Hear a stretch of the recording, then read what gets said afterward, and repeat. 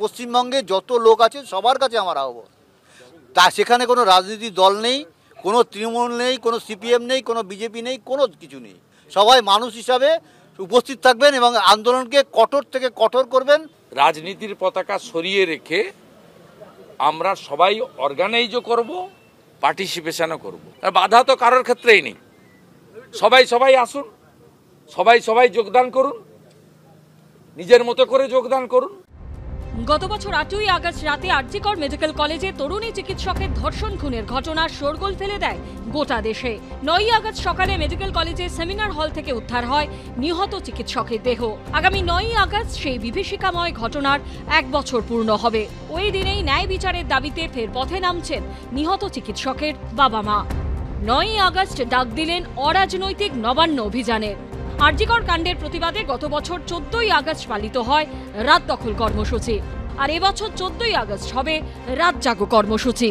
শনিবার নিহত চিকিৎসকের বাড়িতে যান শুভেন্দু অধিকারী, কথা বলেন বাবা মায়ের সঙ্গে। পরে তারা জানান আগামী কর্মসূচির কথা। আগামী 9ই আগস্ট বর্ষপূর্তি উপলক্ষে 1 বছর হয়ে যাচ্ছে, আমরা ন্যায় বিচার পাইনি এবং ন্যায় বিচার ছিনিয়ে আনার জন্যে আমরা নবান্ন অভিযানের ডাক দিচ্ছি। পশ্চিমবঙ্গে যত লোক আছে সবার কাছে আমার আহ্বান, তা সেখানে কোনো রাজনীতির দল নেই, কোনো তৃণমূল নেই, কোনো সিপিএম নেই, কোনো বিজেপি নেই, কোনো কিছু নেই। সবাই মানুষ হিসাবে উপস্থিত থাকবেন এবং আন্দোলনকে কঠোর থেকে কঠোর করবেন। আমাদের মধ্যে অনেক কথা হয়েছে। ওনারা যে আইনি লড়াইটা শিয়ালদা কোর্টে বা কলকাতা হাইকোর্টে লড়ছেন, লক্ষ লক্ষ কোটি কোটি সচেতন নাগরিকদের মতো আমারও পূর্ণ সমর্থন আছে। তদন্তকারী যে সংস্থাই থাকুক না কেন, যারাই থাকুক না কেন, তাদের কাছ থেকে এখনো পর্যন্ত সঠিক বিচার না পাওয়া যায়, তাহলে সে আন্দোলনে সকলে অংশগ্রহণ করতে পারে।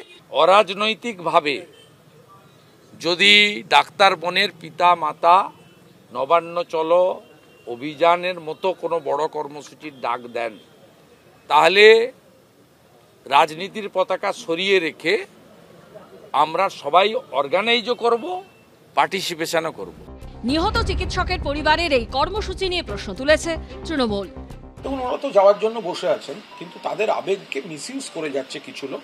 এই অভয়ার বাবা মাকে রাজনৈতিক মঞ্চে যারা ব্যবহার করছেন, খুব দুর্ভাগ্যজনকভাবে ব্যবহার করছেন। ওনাদের মেয়ে মারা গেছেন এবং তার বিচার হয়নি, কথাটা ভুল। 24 ঘন্টার মধ্যে কলকাতা পুলিশ অ্যারেস্ট করেছে এবং সেই অ্যারেস্টটা ঠিক, সেটা সিবিআই এবং কোর্টও পুরোটা খতিয়ে দেখে সেটা মেনেছে। আর 9ই আগস্ট যদি রাখি বন্ধন পড়ে থাকে, তাহলে কি সেদিনকে খুব রাজনৈতিক কর্মসূচি নেওয়াটা কি সুস্থ সংস্কৃতির লক্ষণ?